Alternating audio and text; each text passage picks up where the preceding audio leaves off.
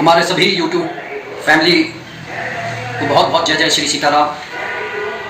और जैसा कि हमारे सनातन धर्म में किसी भी कार्य की शुरुआत भगवान गणेश जी को याद करके ही की जाती है। आपने सुना होगा कि चलिए कार्य का श्री गणेश करते हैं, कि अगर भूल चूक से आप उनको नहीं भी याद कर पा रहे लेकिन आपने कार्य का श्री गणेश कर दिया, इतने से भी भगवान गणेश प्रसन्न हो जाते हैं। इतना कोमल हृदय है उनका। और फिर उन्हें देवताओं में सर्वप्रथम पूजने का जो है आशीर्वाद मिला हुआ है, इसलिए आप इस बात को नकार नहीं सकते। अगर आप जीवन में किसी बहुत बड़ी विपत्ति, बहुत बड़ी समस्या से घिरे हुए हैं, तब आपको दो ही देवी देवता प्रमुख रूप से याद आते हैं, एक भगवान गणेश जी और दूसरे महाबली हनुमान जी। और दोनों ही संकटों का नाश करने वाले देवता हैं। भगवान हनुमान जी के बारे में हमने कई बार चर्चा की है, लेकिन आज पहली बार मैं भगवान गणेश के बारे में आपको बताना चाह रहा हूं। और बहुत सारे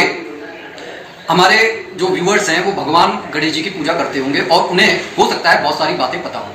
तो भगवान गणेश को प्रसन्न करने का सबसे अच्छा माध्यम है कि आप उनकी पूजा अर्चना करने के बाद उनको मीठे, क्योंकि वो मीठे के बहुत ज़्यादा शौकीन है, आप उनको मोदक चढ़ाइए, कलाकंद चढ़ाइए, बेसन के लड्डू चढ़ाइए, मोतीचूर के लड्डू चढ़ाइए। और किसी भी तरह के फूल, जो लाल पीले फूल होते हैं, उन्हें बहुत पसंद है। खासकर उनका जो प्रिय फूल है वो कमल का फूल है।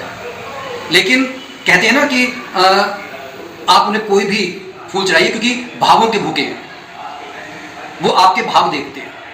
गुलाब का फूल चढ़ाएंगे बड़ी जल्दी प्रसन्न हो जाते हैं। तो आप उन्हें कोई भी फूल, खुशबूदार फूल जब आप अर्पित करते हैं तो वो प्रसन्न हो जाते हैं।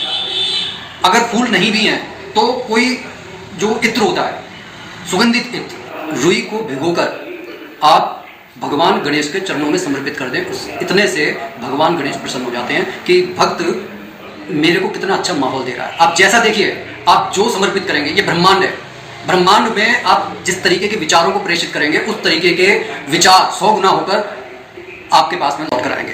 अगर आप किसी के साथ अच्छा कर रहे हैं तो यह बात आप मानिए कि वो ब्रह्मांड है। ब्रह्मांड में हमारे एक तरीके का जैसा हम विचार प्रेषित कर रहे हैं, जैसे हमारे कर्म हैं, जैसे हमारे भाव हैं, वह सब, जिस तरीके से आप किसी पहाड़ी पर जाकर चिल्लाते हैं, अगर आप राम चिल्लाएंगे तो वो राम की आवाज़ आपको सुनाई देगी। अगर आप अच्छा चीखेंगे तो आपके पास में अच्छा लौट कर आएगा। अगर आप कुछ गलत बोलेंगे तो वो गलत आपके पास में लौट कर आएगा, और वो दुगना गलत होकर आता है। तो भगवान गणेश जो है संकट को खत्म करने वाले देवता हैं, और किसी भी कार्य को सफल बनाने में उनके आशीर्वाद का बेहद योगदान रहता है। तो हमारे को प्रयास ये करना है कि अपने घर में अगर आप किसी बहुत बड़ी समस्या से जूझ रहे हैं, कोई बहुत बड़ी समस्या है कि आपका कोई दुश्मन आपको बहुत ज़्यादा परेशान कर रहा है, तो आपको करना क्या है कि एक चांदी के शिवलिंग लेकर आ जाइए। लेकिन अगर बजट आपका नहीं है तो आप आप चांदी के गणेश जी लेकर आ जाइए। लेकिन अगर आपका बजट नहीं है तो आप मिट्टी के गणेश जी की पूजा भी कर सकते हैं। लेकिन कम से कम 3 उंगल गणेश जी का अगर आप चांदी का जो है मूर्ति लेकर आते हैं तो बहुत जल्दी आपको इसके बेनिफिट देखने को मिलेंगे। ज़्यादा से ज़्यादा आप 3 अंगुल से लेकर 12 अंगुल और बाकी जितना आपका सामर्थ्य है, जैसे आपके भाव हैं, आप घर में स्थापित कर सकते हैं। अगर पारद गणेश जी मिल जाते हैं तो और भी ज़्यादा बेनिफिट रहता है। तो आपको करना ये है कि जिस तरीके से मैंने अभी कहा कि भगवान को मीठे व्यंजन बहुत पसंद है, मोदक पसंद है, कलाकंद पसंद है, मोतीचूर के लड्डू पसंद है, बेसन के लड्डू पसंद है, आप कुछ भी मत चढ़ाइए, लेकिन दूर्वा घास भगवान को अत्यंत प्रिय है, उसे जरूर चढ़ाएं। और अगर किसी समस्या, किसी बाधा से जूझ रहे हैं तो 108 गिनकर, 108 जिसमें 3 जो है दूर्वा के जो है शाखाएं निकली होती हैं, इस तरीके के 108 की माला बनाइए, उसे कलावे में लपेटकर आप भगवान को अर्पित कर दीजिए। अगर कलावे में नहीं लपेटते हैं तो गिनकर 108 दूर्वा भगवान को समर्पित कर दीजिए। और 40 दिन तक अगर आप ऐसा करते हैं, आपको पहले दिन से ही लाभ मिलने शुरू हो जाएंगे। बाद में जब ये सारी दूर्वा इकट्ठी हो जाए तो गणेश चतुर्थी वाले दिन जब जो विसर्जित जब गणेश भगवान को किया जाता है, उस दिन दूर्वा को बहा दें। लेकिन जो गणेश चतुर्थी तक जो आपके दूर्वा इकट्ठी की गई हैं, अगर आप मतलब कोई इस तरीके से ही आप नॉर्मली भगवान गणेश की पूजा कर रहे हैं, तो उसको आप अपनी तिजोरी में रखिए और अगले साल गणेश चतुर्थी तक रखे रहिए तिजोरी के अंदर। तो आप देखेंगे कि घर में सुख समृद्धि बढ़ रही है। और जो 40 दिन का जो उपाय बताया है, वो वाली दूर्वा जो है उसे आप जिस दिन गणेश भगवान को विसर्जित करते हैं उसी दिन आप गणेश भगवान जी के साथ में वो दूर्वा को विसर्जित कर दीजिए। आप ये मानिए कि आपके सारे संकट भगवान गणेश वो ले जाएंगे गंगा सागर तक। कुछ सावधानियां बरतनी है।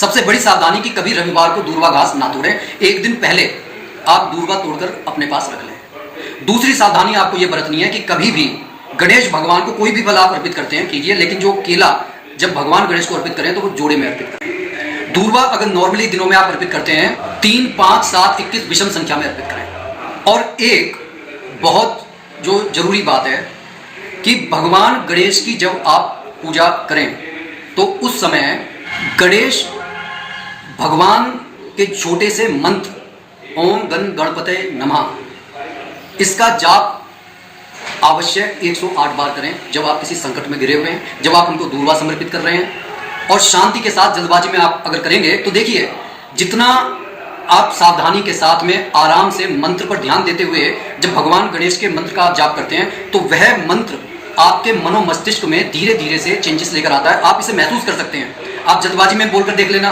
और आप आराम से बोलकर देख लेना तो आपको स्वयं इसका अंदाजा लग जाएगा। और गणपति जी की छोटी सी आरती उसे इतना मन लगाकर पढ़ें कि साक्षात भगवान गणेश आपको नजर आए। कहने का यह अर्थ है कि भगवान को आप पूरे संसार में मत खोजने के लिए जाइए, आप उनके नाम के अंदर खो जाइए, तो वह निश्चित आपको प्राप्त होंगे। रिद्धि सिद्धि आपको प्राप्त होगी, भगवान गणेश का आशीर्वाद आपको प्राप्त होगा। बोलिए जय जय श्री सीताराम।